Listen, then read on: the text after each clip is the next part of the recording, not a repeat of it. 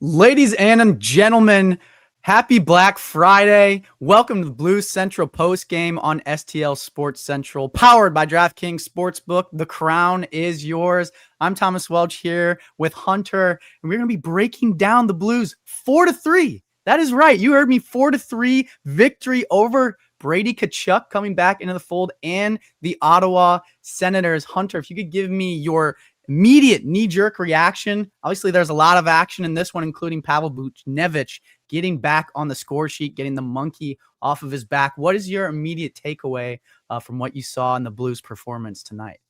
The first thing that I thought about was when they enter the third and they're down, it has not boded well for the Blues at all this season. So to see them fight back and immediately go 2 goals and take the lead right back. Obviously, they gave it up, but Kessel puts one in the back of the net and is able to get the lead back. It showed a fight that I don't think you've seen really in the last 3 weeks of the season. Yeah, they've been struggling to come back kind of all season long. So I agree with you there, 100%. But even when they were struggling at the beginning, it felt like there was still some fight. The last 3 weeks, it felt like they went down and get the third, they're down, and they just ran out of steam and didn't really have that energy boost to try and regain that lead.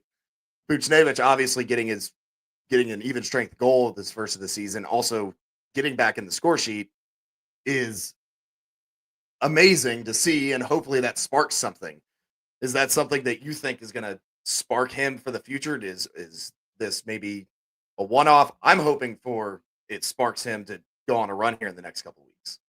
Yeah, it's like, maybe is Doug Armstrong satisfied with what he saw tonight? Have we finally put all the trade speculations to rest? Pavel Buchnevich making $8 million, finally getting on the score sheet, like you said, does that propel him in the right direction and really start to steamroll this team in the right direction? Who's to say, right? But for the moment, what we saw tonight was beautiful, and I think one of the best performances of the Blues so far this season, kind of because wins have kind of come in a premium. And I know you and I were talking before the game. The last thing you wanted was for this game to go to overtime, because that has not really gone in the Blues' favor so far throughout the course of this season. But Oscar Sundqvist gets things started, slotting one in the back of the net, and that's par for the course with this team and recent history as well as this year, and the bottom six kind of setting the tone for this squad. And I thought that was a nice little way to get your Black Friday rendition of the St. Louis Blues game started, because that the grind it, muck it up, go to the dirty areas, bang bodies into the board style of the bottom six of the St. Louis Blues immediately gets rewarded with an Oscar Sundqvist goal, who by all accounts, I mean, say what you want about Oscar Sundqvist and the recent run of injuries that he's been dealing with, but he's been having a pretty good season for the St. Louis Blues so far, which is great to see from a guy that gives so much back to the city of St. Louis. Yeah, Sundqvist is a fan favorite when it comes to his off of the field or off of the ice. Sorry, I'm used to baseball a little bit. I'm good. Off the ice mentality and how much he get, like you said, how much he gives back. It's nice to see when he does well. But he was also your leader in assists for the first, what felt like, I think it was like 3 weeks of the season. Yeah. Which is not really what you want. You don't necessarily want your bottom six to be your point leaders. And so if he's still going to be, if the bottom six is going to be playing at a high level and being able to set the tone and get the scoring started, maybe there's a future with the rest of them, the rest of the top six. You're going to get the Thomas, Shen, Kyrou, Buchnevich. Those guys are going to start to get going. And once they get going, the entire forward group really is playing as a whole. And then you're going to start to see complete games rather than 2-minute shifts from the bottom, from the fourth line. That is kind of, okay, well, they look like they're really setting a tone and they're gaining some momentum. But then as soon as we get back to our first line, it just kind of goes away because they're playing rough. Right. Exactly. Before we get too far into this, I want to remind everybody that Blue Central Postgame is brought to you by our business banking partners at Home Bank. From business lending to everyday banking, Home Bank has been with us since day one as a trusted partner. Business isn't just about numbers, it's about relationships. And with Home Bank, those relationships make all the difference. Home Bank is the team behind our team at STL Sports Central. Visit myhomebank.bank or call 577-2001. Home Bank, member FDIC, more than a bank. They're your business partner. All right, Hunter. So I know there's been a ton of discourse, I think, throughout the course of this season. And I feel like chat will eventually get to this point. So I'm going to bring it up right now because they always get there and they always disagree with me. So I want to get your thoughts because this is our first show together. What is your opinion of the discourse of the goaltending situation for the St. Louis Blues throughout the course of the season? Obviously, kind of coming into it, the Blues and Jim Montgomery were like, yeah, we trust our goaltending tandem. We think we have one of the best in the leagues. We kind of struggled a little bit earlier on in the season. But I've always been in the train of thought that was kind of the least of the worries of this team. And once the defense kind of shores it up, like we'll see better additions of Joel Hofer and Jordan Binnington. And given the performance that we saw tonight from Jordan Binnington, how do you think he fared? And do you think, it's more of because the magnifying glass is always going to be on the goaltenders, right? Because they're your last line of defense. But do you feel like it's more of they're struggling in the net right now? Or do you feel like it's a defense problem? Or do you feel like, obviously the whole team is struggling right now? So where are you at on that spectrum?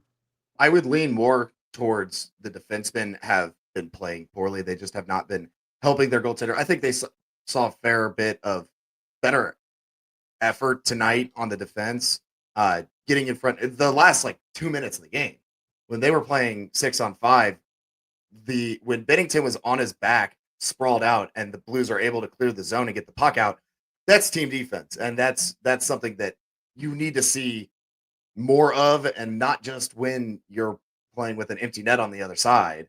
You need to see that the entire game. I think one of Bennington's goals, I don't think it goes in. I don't think that happens if Parayko doesn't catch an awkward puck that comes off of his blade on a rim behind the net in the corner that goes right to David Perron. I mean, can we credit Parayko with an assist for that goal? Because that's pretty rough pizza, right? It's right there. So yeah. It went straight there, and then Binnington's, he's trying to track it. He thinks it's going back around. All of a sudden, it's back in front of him, and Perron is sitting there waiting on the doorstep, catching him off guard when he was not ready for that shot. So I think that the defense just needs to play a little bit more firm, play a little bit more gritty.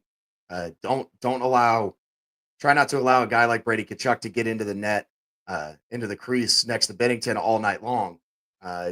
And in the future, if they can really try and shore up that in front of the crease, I think you're going to start to see better defense from the wings, because the wings are trying to play the same position as the defensemen at this point, because the defensemen are not getting to that spot. They're not getting there. So I think that it's more on the defense than it is on Binnington. And to agree with this comment from Ace Rob, Malloy has played better. And he went down and he came back up, and you wonder if maybe that was good for him. It looks to be good for him. He looks to have taken a step in the right direction, and hopefully that is the right way down the stretch. I think you saw it with Matthew Kessel again tonight when Mayu came back up. Kessel gets scratched. He's watching the game from the box. Gets in tonight. It's the one lineup change that Montgomery made. Kessel gets in the lineup and actually pots the game winner. So I think you're going to start to see a lot firmer team defense. I think they're going to start to create an identity if they can get that top line going and start to shoot the puck more, because Dvorsky and Fowler were your leaders in shots. They both had 4. Yeah. So if they can start shooting the puck and funneling the puck more, I think you're going to see more offensive chances, because there's games where Binnington or Hofer only let in 2 goals, but the Blues only score 1. Right. I think the biggest thing for them is figuring out that balance, right? Because it does feel like throughout the course of the season, like the Blues have had games like just absolute stinkers where they let in, 8 goals, 5 goals against like division opponents. And it's like, what is going on? Like either the goaltending or like the defense has to figure it out. And if they don't figure it out, like then you got to score goals. And then, it felt like they started shoring it up, like from the defensive side, like recently, and especially on this away trip. Obviously they're back home now, but on this recent away trip, like it felt like they were kind of neck and neck in terms of, the tug of war that is a hockey game.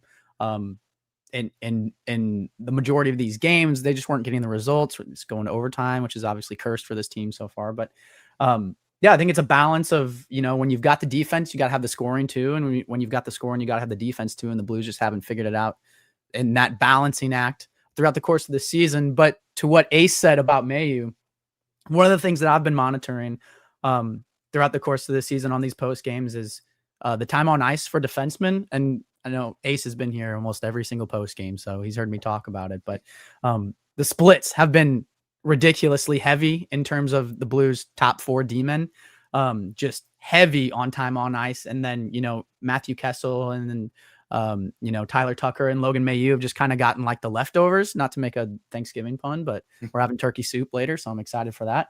But Logan Mailloux tonight, 16 minutes of time on ice, which compared to Matthew Kessel, who was his bottom pairing mate, right? 11 minutes and 58 seconds. So obviously, Jim Montgomery and Doug Armstrong and all those guys that made the trade for Logan Mailloux see the potential in him, whether it's his shot, whether it's his tenacity, which we saw him throwing punches at Brady Tkachuk tonight, which is, for a guy that's, barely had a cup of coffee in the NHL, like that's a very valiant thing to do. One of the biggest tough guys in the entire NHL and a guy that is coming back home to St. Louis. I'm sure he would have loved to drop the gloves in front of the hometown fans. And in front of, his dad around Thanksgiving too. But yeah, I thought Logan Mailloux played fantastic tonight, was a +1, which is great because he's been, continuously in the minus department. But I think that tenacity, that checking ability, and that confidence and swagger that he's playing with right now, I think that bodes well for any young guy in the NHL trying to, get his marks, but really a guy that's continuously throughout the course of this season too is going to continuously be compared to Zachary Bolduc and what he's doing in Montreal. I think that's a big step in the right direction for Logan Mailloux and for this team, because as Logan Mailloux's minutes go up, like Cam Fowler's minutes were down to 20, like 20 flat. Justin Falk had 20 minutes and 33 seconds. And like, obviously those guys have been great this season, especially Justin Falk, right? Like, near tops in terms of the entire NHL and goal scoring for defensemen, which is great. But like those older guys that, might not have the lung capacity that they used to, like asking Cam Fowler and Justin Falk to go out there and put up 25 minutes of time on ice a night while your bottom third pairing pulls in like 10 is not a strategy for success throughout the course of 82 games this season. And I think the more that we start to see, Logan Mailloux bite off bigger pieces of the apple, and Matthew Kessel hopefully will join in that regard, Tyler Tucker, like whoever it is on that pairing, I think we're going to start to see a better balance of defense kind of resounding throughout the course of this team. But the biggest thing I think for tonight, absolutely, is Pavel Buchnevich getting the monkey off of his back, but also Jordan Kyrou, who I believe was on the first line tonight, and seeing a little bit more chemistry there. Obviously, Jim Montgomery tweaking things a little bit, but maybe getting his confidence and his swagger back. That goal that he got off that feed from Jake Neighbors, but phenomenal pass by Jake Neighbors, by the way, and then just a goal scorer's touch on the end of that, which is what we've grown accustomed to with Jordan Kyrou, with trade speculation swirling all around him, like, question marks up and down the roster of this team, like who's available, who's not. Like, feels like I see something, Elliot Friedman comment about Jordan Kyrou every other day. Like, I'm sure he's tired of feeling scapegoated. Maybe he's more willing to waive his no trade clause to anywhere besides St. Louis because he's the first one thrown under the bus. Immediately after that comes out and puts up a dandy of a goal and, the celebration afterwards. So, Hunter, what was your opinion on Jordan Kyrou's game tonight in terms of driving the bus, $8 million contract, the trade speculations, all that? He's one of those guys. He's part of that group of Buchnevich, Shed, Thomas. I'd even throw Holloway in that mix too. Yep, really, absolutely. your top 6, but those 5 specifically have to be playing at the top of their game. They have to be leading the team. Jordan Kyrou should be scoring 30 goals a season, pushing 40 every year, and he should be one of those guys that when it's a big moment, you want the puck on his stick. And tonight, you kind of saw it. He gets that beautiful goal, and I think maybe that confidence, and he just gets the media off his back, at least for the time being, at least for tonight, because until we see it with everybody on a consistent basis, somebody's going to be thrown under the bus. And if Kyrie doesn't play well, he's always the first one. I have never really understood why he's the first one, except for I guess we're still mad about the Berube comments. Is that about my only guess Mhm. with that, and the fact that he's getting paid as much as he is. But Yeah. he's been putting up the goals every season. So it's nice to see him try and get back into that leader of I'm going to lead this team in offense. I'm going to drive the bus. I'm going to make sure that when we need a big goal, a big time goal, I'm going to be either the one with the puck on my stick or I'm making the pass to get that goal. Yeah, it felt like he's always kinda gotten the knock too for his defensive play. Even coming up like that that was the one thing for him to work on, obviously, but even going back to last season, ending it with like a plus 20 on the season, like I think that he's kinda keyed in on that being like the weakness in his game and has really taken strides to improve his effectiveness in that area. And I think we're seeing that throughout the course of this season early on. Like obviously the team's struggling, right? But we've seen a couple plays where Jordan Kyrou creates a turnover and immediately gets the puck going in the opposite direction, using his skate speed, using his, his skill set to create an odd man rush or even like a breakaway in those scenarios. So, him potting the puck in the back of the net tonight kind of feels like his moment, and it's finally here. And Missouri, your moment is finally here because DraftKings Sportsbook, America's top-rated sportsbook app, is now almost officially live in your state, coming on December 1st. We are literally mere days away, and I am so excited. So now you can make every game more exciting with same game parlays, money line props, and more, all from your phone.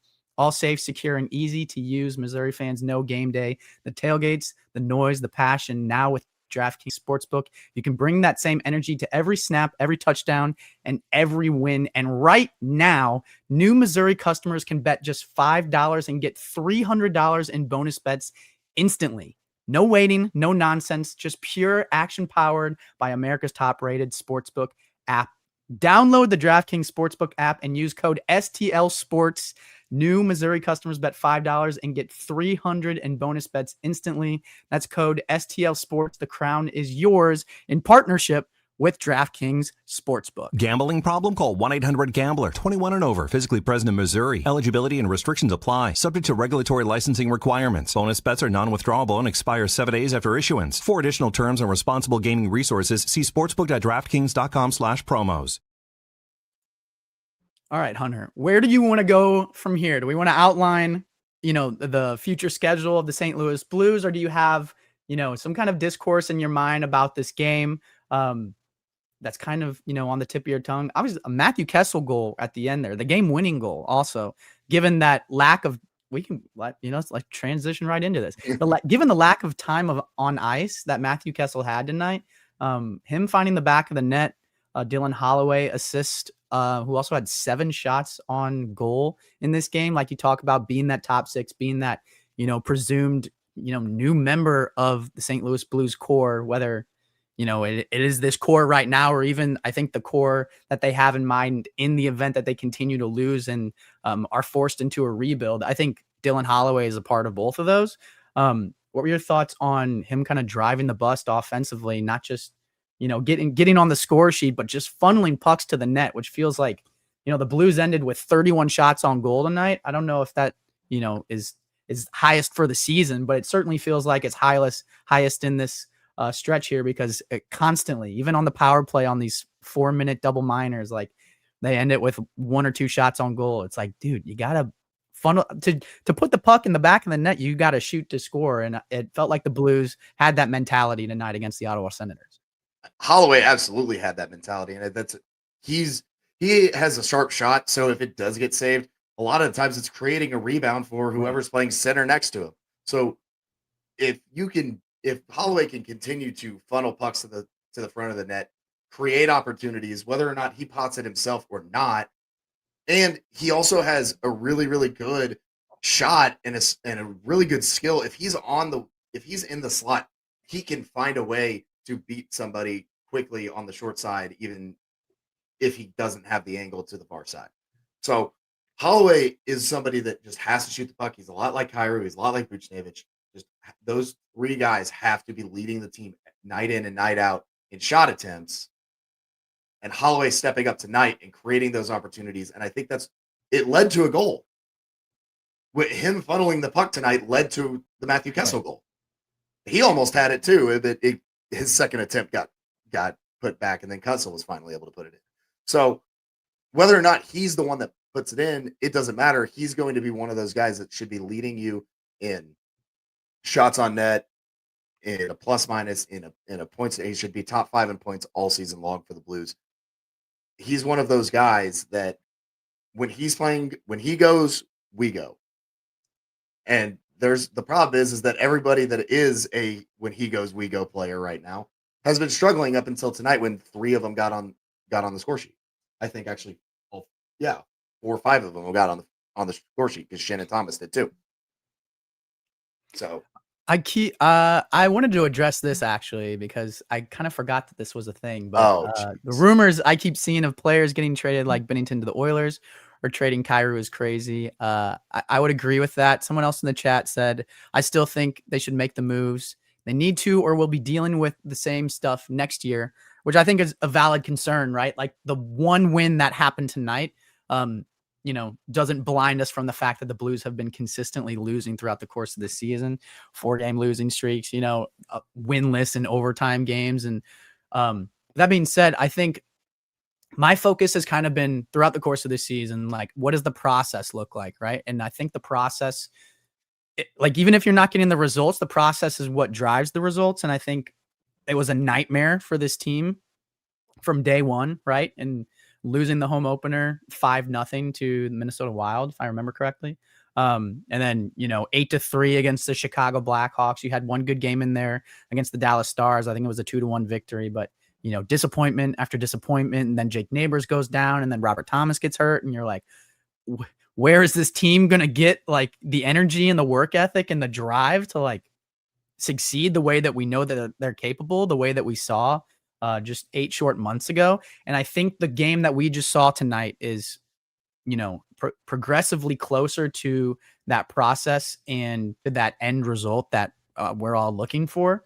And like I kind of mentioned, the tug of war that's happening from period to period feels much closer now, instead of like the Blues play a great first period, come out swinging up, go up 2-0. And then at the end of the second period, it's 4-2. And you're like, okay, what just happened? How did we get here? Right. So I think blink and yeah. So I think the process for me is progressively looking better for this squad, which, makes you hopeful as a Blues fan. And that's the worst thing that can happen with us because, given 2019 and even going back to last season, it feels like this team can just decide to wait as long as humanly possible. And then once everyone's finally convinced that they don't have a single chance in hell to be able to pull out a playoff appearance, much less a Stanley Cup victory, they just go on an absolute rampage. So I'll be excited to see how this team moves going forward. But I think, take this win with a grain of salt. It's, the team always says it's something to build off of. So if we see them progressively start to build off of these performances, more drastically game by game, then maybe, as a fan base, we can start lowering the torches a little bit and we'll hear less trade speculation from Doug Armstrong. But that being said, I also saw a comment from him on a radio show in TSN, I believe. And he didn't say this was about the Edmonton Oilers and Jordan Binnington situation, but he kind of implied it because it was like right after all that conversation was going around. I believe his quote was something to the lines of, I always love seeing these speculations and comments come out about conversations that I've had with GMs, because in all reality, like I haven't talked to that GM in like multiple months.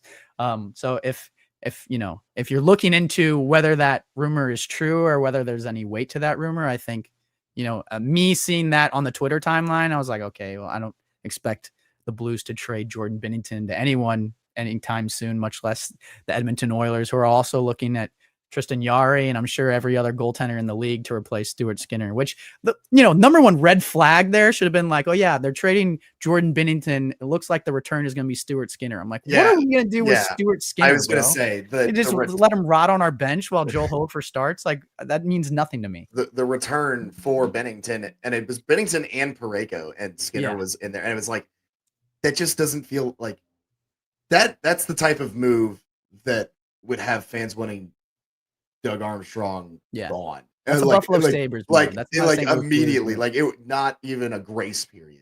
You would see a very similar reaction to the Mavericks trading Luke in the middle of the night from Blues fans if they traded Parayko and Bennington for Stuart Skinner to the team that just lost back-to-back cups and is looking for a goaltender to push them over the top. So that rumor to me doesn't have any weight until maybe you start to see a little bit more runway with it where, okay, well, the Blues are out of the playoffs. They're talking to people, and now the return is actually something of value to the Blues instead of somebody that's going to sit on the bench and probably not play every game, let alone what the Blues are doing with Bennington and Hofer right now. Yeah, I mean, you got to get something back of value, right? And for me, I think the value that Jordan Binnington brings to your team right now severely outweighs any value that Stuart Skinner would bring to your team as a backup. But speaking of value, something that brings a lot of value to me when I'm feeling groggy from staying up late, Black Friday shopping, or just it's spending a whole bunch of time with family. The energy levels can drain a little bit, but I always get fired back up with Drink Thunder. So you can fuel your fire with Drink Thunder, the all-natural pre-workout that hits different. It's plant-based, fruit-powered, zero sugar, sweetened naturally with monk fruit. Each serving is packed with vitamins, minerals, and antioxidants to ignite your energy and push your performance to the next level. Choose your flavor: orange mango, blackberry lemonade, or strawberry cream, and feel the rush the natural way. Order now at drinkthunder.com. Drink Thunder, pure power, no crash, all natural. Hunter, give me your we could segue into back-to-back kind of money moment of the game. You want to go there with our friends from Home Bank? We can bring that up real quick. Obviously, money moment of the game is brought to you by Home Bank, 3000 East Pittman Avenue, Lake St. Louis, Missouri, 855-577-2001. Member FDIC. If you had to pick, Hunter, a single moment from this game, it can be from any team. It can be for betting purposes. It can be for the betterment of the St. Louis Blues, or it could be for the betterment of your pockets personally. What is your money moment of the game, brought to you by Home Bank, for this Blues win against the Ottawa Senators? My money moment of the game, the low-hanging fruit's Matthew Kessel's goal, but I'm not going to go there. I'm going to go to the entire crew of Blues when it's 6-on-5. You have an empty net on the other side of the ice. Time is running down, a situation that is not friendly to the Blues in recent seasons. And everybody is laying on the ice and diving and making sure that puck does not get anywhere close to Jordan Binnington, who was laying on his back at the time. And I think that's the money moment of the game, because there in years past and even this season, that puck goes in the net in that situation against the Blues. And you're looking at another overtime game, and we're on here, probably, 10 minutes ago, we're starting the show instead of being 30 minutes in now.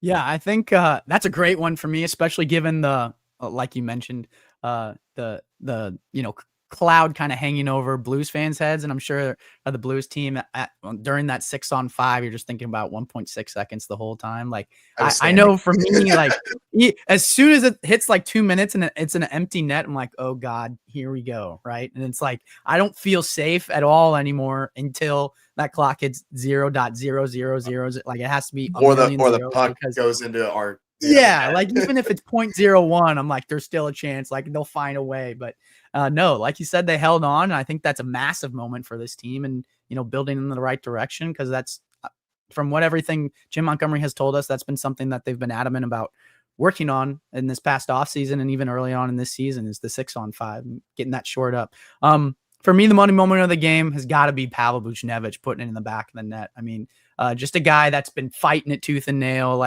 and making as much money as he has throughout the course of the season. Like it seems like the locker room loves Pavel Buchnevich, and he's kind of like, that humor aspect and the class clown, and is always there to lift people's spirits. But it's so tough when a guy like that is so down on himself. And I think Andy Strickland asked him about his goal, and he was like, yeah, I was just surprised it went in. So if that doesn't tell you everything you need to know about his confidence levels, throughout the course of this season, I'm sure he's been beating himself up severely, as much as the trade speculation has been there and fans have wanted better performances from him. But yeah, I think that's a massive monkey off of his back. And hopefully, once you get that ball rolling downhill, it feels like the goals kind of come in bunches. So I think that's huge for Jordan Kyrou in this game, but it's also like massive for Pavel Buchnevich. So hopefully as the Blues move on tomorrow night, quick turnaround. I got back-to-back, I believe, against the Utah Mammoth, who we'll see Clayton Keller, hometown hero. And I believe his dad just passed away. So thoughts and prayers to him and his family in this rough time. But Hunter, if you had to, like, really quickly before we wrap this up, because we're getting to 30 minutes and I know everybody's probably got a bunch of leftovers to eat and, Christmas gifts to buy. But if you had to give your key to success for the St. Louis Blues against the Utah Mammoth, what do you think it would be? I think I'm going to presume that Joel Hofer is going to be in net, but what would be your key to success there? The key to success is just being able going and blocking shots. I think I'm going to double check this before I throw myself out there. The Blues had a total of 15 block shots tonight. I want to see that number at 15 or higher again. I want to see them play gritty when they need to on the defensive side, create some breakout opportunities. Maybe get Kyrou or Buchnevich or even Snuggerud on a breakaway on an odd man rush and give them a chance to keep that ball rolling and keep moving in the right direction and try and spark something in this Blues team. Yeah, I think for me, it's going to be continuing that balance that we saw tonight, right? Like mentioning the time on ice of the D-men, but really from like a forward standpoint too, like Oscar Sundqvist getting the boys on the board and that bottom six, like it has to be everyone pulling the rope in the same direction for the Blues, especially when you're going up against a team that's got guys like Clayton Keller, Logan Cooley, Dylan Guenther, and Mikhail Sergachev on the back end. Like all of these guys are weapons on Utah that can burn you at any given moment. So like really everybody's got to be ready but playing their role and, pulling the rope in the right direction for the Blues. So it's going to be a big test for, like I said, I'm presuming Joel Hofer is going to get the start. But he's been playing pretty well lately and the Blues defense has been playing pretty well lately. So I think, on paper, I think a lot of pundits are going to be like, oh yeah, Utah will be the favorite and they should clobber the St. Louis Blues. But I think the actual result is going to be something closer to what we saw against Ottawa tonight. Like even if the Blues lose, I think they lose by maybe one goal or like 2 goals and one of them is an empty netter. But I think it's going to be a lot more like a closer battle than I think a lot of people that haven't been watching this recent span of St. Louis Blues hockey be. So hopefully they come away with a victory and hopefully they avoid overtime. But like I said, we're going to start wrapping this up. So I want to appreciate chat on this Black Friday for being here and happy holidays to everybody as we get closer to December 1st. That's a massive holiday for a lot of people in the St. Louis area, but obviously Thanksgiving and Christmas as well. So we will bid you guys farewell. From me, Thomas Welch, and Hunter, this has been the Blues Central postgame on STL Sports Central. Make sure you follow us on all socials, Facebook, Twitter, Instagram, TikTok, wherever you can find us. We've got clips going out all the time, so make sure you engage with those. And tell your friends. We're going to be here every single postgame. We'll be here tomorrow after Utah and all 82 games of this season, as well as the playoffs, if God willing, they make it there. So, spread the word. Let's get the chat going in here. Ace Rob is always firing. Sandwich Man, I've seen you in here multiple times. Jay Call, thank you guys all for being here. We will see you guys tomorrow after the Utah and Blues game. Hopefully the Blues come away with a win, and we will see you next time. Peace.